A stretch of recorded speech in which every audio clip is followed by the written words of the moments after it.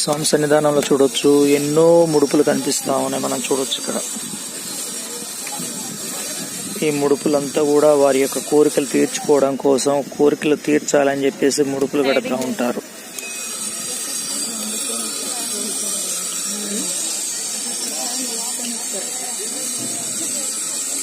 ఇకపోతే సంతాన ప్రాప్తి కోసం అయితే మనకి ఇక్కడ ఉయ్యాలలు కనిపిస్తూ ఉన్నాయి. ముఖ్యంగా సంతానం లేని వారు సంతాన ప్రాప్తి కోసము బాల ఉగ్ర నరసింహస్వామి సన్నిధిలో ఇక్కడ ఊయలలు కట్టడం మనం గమనించవచ్చు.